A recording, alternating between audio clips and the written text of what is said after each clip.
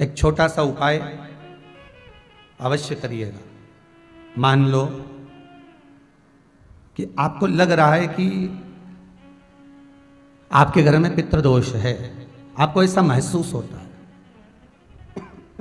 आपको लगता है, तो किसी भी नवरात्रि के पहले जो अमावस्या पड़ती है, चावल की कटोरी में एक कपूर का टुकड़ा रख दीजिए महाराज, छोटा सा, और कपूर का टुकड़ा रखकर उस कपूर को दरवाजे के बाहर कटोरी में ही, चावल रखी हुई कटोरी में ही उसको पितरों का स्मरण कर कर जला दीजिए। और जलाने के बाद उस चावल को कहीं भी किसी भी वृक्ष की छांव में पक्षियों के लिए डाल दीजिए।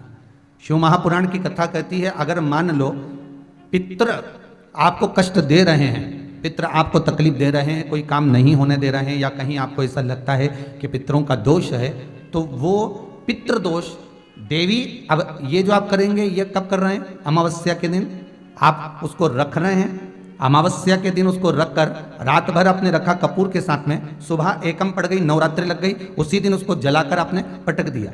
अर्थात उससे देवी और पितृ इन दोनों का आशीर्वाद जो प्राप्त होता है, तो घर में से पितृदोष समाप्त होकर लक्ष्मी की वृद्धि प्रारंभ हो जाती है, कार्य में सिद्धता है। यहाँ पितृदोष होता है, काल सर्प दोष होता है, वास्तु दोष होता है, उनको ज्यादा कुछ नहीं करना होना।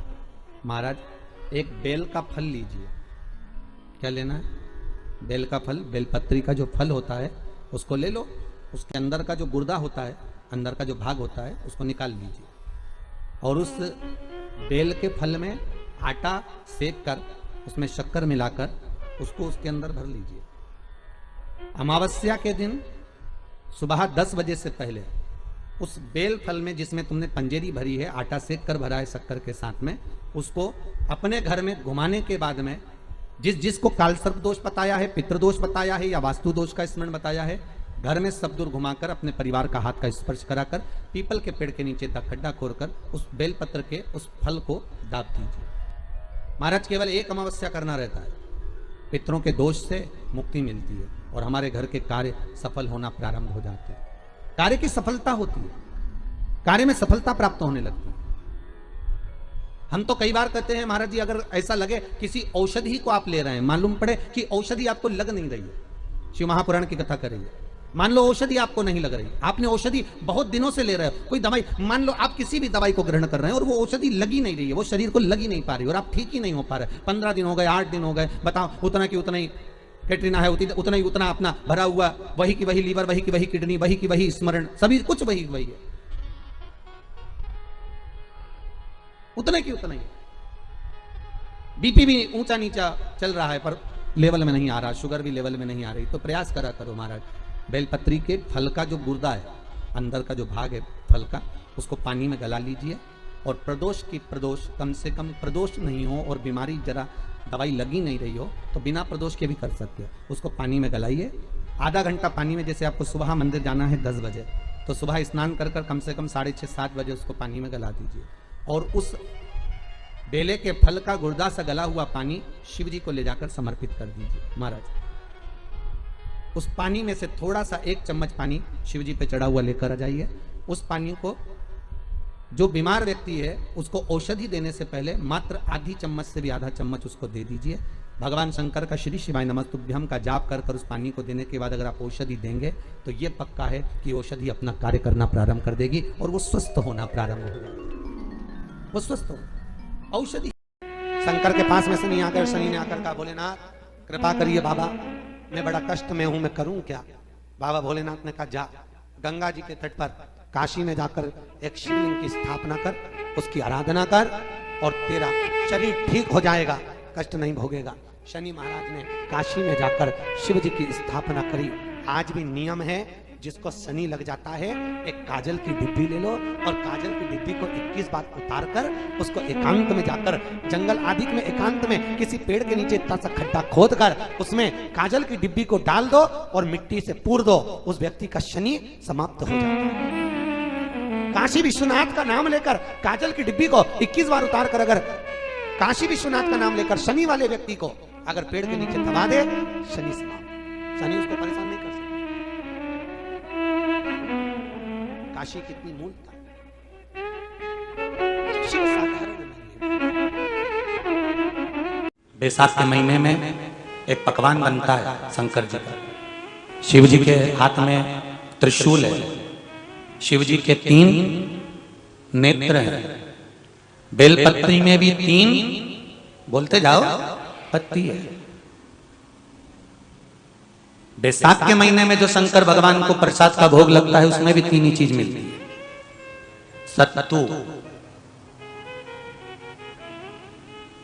कोई दूसरे महीने में बनता है? जम के तो बोलो नहीं। कब बनता है? यही बैसाख के महीने में। चने की दाल, गेहूं और जौ, इन तीनों को गलाकर सेक कर जो सत्तू तैयार होता है, इसी बैसाख के महीने में परशुराम जयंती के दिन या अमावस्या के दिन या पूर्णिमा के दिन शंकर भगवान को समर्पित होता है और भगवान विष्णु को समर्पित होता है। दुनिया के लोग कहते क्या होता है सत्तू से? सास अपनी बहू से कहती है बेटा सत्तू बना ले, थोड़ा सा सत्तू बाजार से ले आना, 10 रुपए का खरीद कर ले आना। आज सत्तू, आज अपन पूजन करेंगे सत्तू की, अक्षय तृतीया है, थोड़ा सा पूज देंगे, थोड़ा सा भगवान को भोग लगा देंगे, सत्तू का लड्डू बना लेंगे। बोलो रही जी सही है कि गलत है?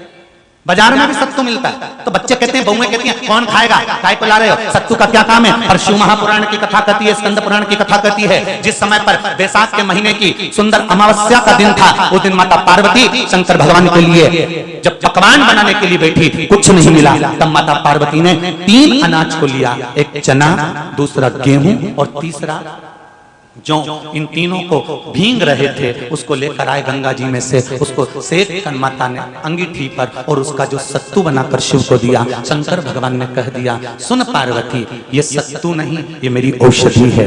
बैसाख के महीने में जो खाएगा वो जिंदगी भर रोएगा नहीं, शरीर से स्वस्थ। और एक निवेदन आप लोगों से भी है, अमावस्या आ रही है, पूर्णिमा आ रही है, नवमी आ रही है, बैसाख की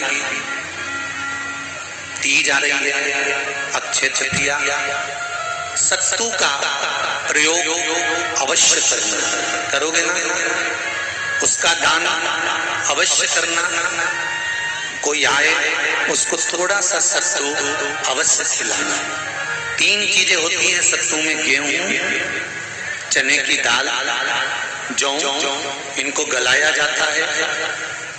रात भर गलाने के बाद इसको फिर सेका जाता है, सेक कर पिसाया जाता है, फिर उसका प्रयोग किया जाता है। महाराज चाहे फिर उसको घोल कर आप शक्कर के साथ, गुड़ के साथ, नमक के साथ, जीरे के साथ, पुदीना के साथ, जिसके साथ तुम्हें खाना है वो तुम्हारे ऊपर, पर दान करना सत्तू का जरूर है।